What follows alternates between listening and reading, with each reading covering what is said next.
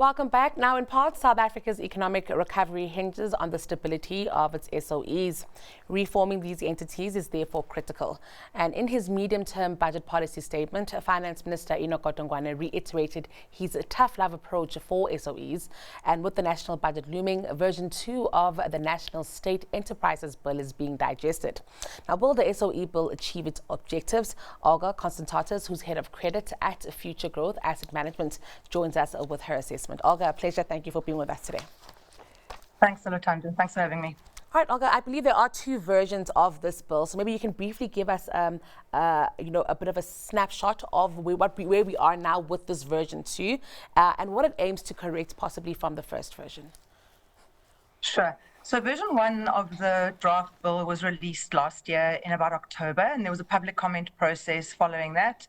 Us, Futuregrowth, and others, we did participate in that process, and some of the comments, it seems, have been incorporated in this new version 2, which was released in mid-January. So it's kind of fresh, hot off the press.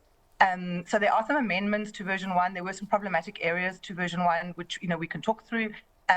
Version 2 has sought to address some of them, but hasn't, in our opinion, gone quite the full way in order to address some of the oversight mechanisms. We believe that in its current form, it is a missed opportunity. In order to be effective at performing our SOEs, we believe there needs to be a review of the financial, operational, and governance requirements, overlooking SOEs. And the bill in its current form doesn't go full way in getting to where we want it to be.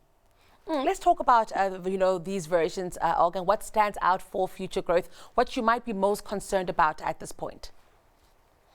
So one of the points we raised in our comments in version 1, which has been part addressed in version 2, is the appointments to this board.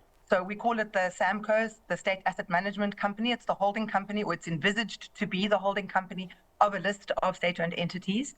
And the appointment process in version 1 lay solely in the hands of the president. He had full power to appoint the board in version 1.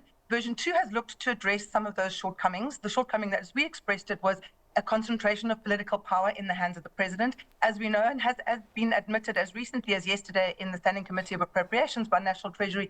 Political interference in our SOEs is one of the causes of their dysfunction.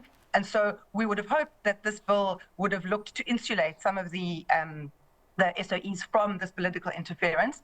And this draft 2 has gone some way in limiting the power of the president in order to appoint the board. There's now a mechanism for a panel to be constituted to recommend board appointments for the first board, and for boards subsequent to that for a nominations committee, which would be a subcommittee of the board, to make recommendations to the president. Those are all good, positive moves. Unfortunately, where they fall short is that it still leaves the president with significant power to not follow the recommendations of either the panel or the nominations committee. And furthermore, there's no requirements in the bill for the president to act reasonably in rejecting those recommendations, to give reasons for those recommendations. And so we think while it is better than version 1, it doesn't go quite all the way in terms of insulating these SOEs from the political interference that has been the experience.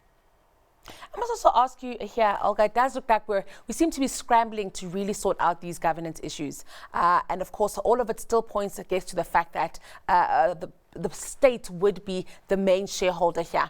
And I'm just also wondering, why are we struggling to agree here? Are we trying to keep the political interests going while trying to solve issues that actually take very long to create and then even longer to solve? Exactly. So, I think there's no denying the fact that the state, as the sole shareholder, should and would have, under the legislation, rights to do particular things, to direct the objectives of the SOE, to set the KPIs, to set the mandate for the board, etc. Those are all good, positive things. And as the shareholder, that should be within the shareholder's domain. I think the tricky part comes where there's a blurring of lines, I guess, between where does the shareholder's role begin and end, and where does the board's role begin and end? And usually what happens is the shareholder gives the board a mandate.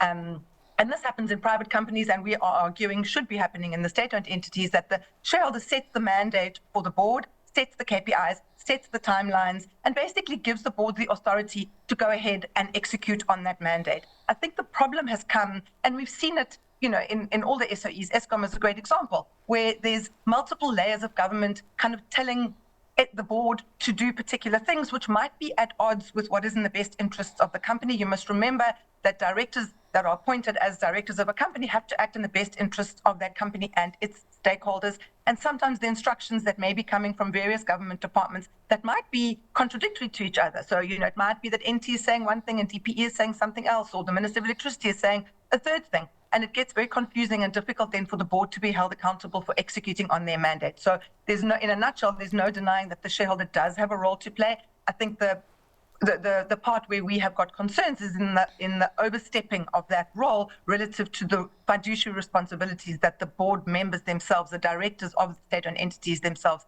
the responsibilities that they have. Now, we don't have much time left, but we are trying to obviously get this bill passed. We're trying to see this legislation through.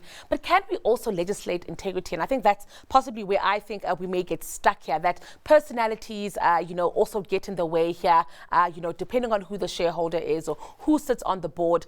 This can be a limitation, even after we've worked very hard to put together a bill that is supposed to, dot all the I's and cross all the T's in terms of governance. And so it looks like even after we've gone through this very robust process, and I'm glad we still may, because of the political issue here, we still may be at the mercy of political personalities. And that's exactly the problem, I guess, that we think this bill should be trying to solve for, and doesn't go quite all the way in order to do that. The objectives should be clear, the mandate should be clear, the execution of that should be clear, and there should be limited scope for meddling with that, in our view.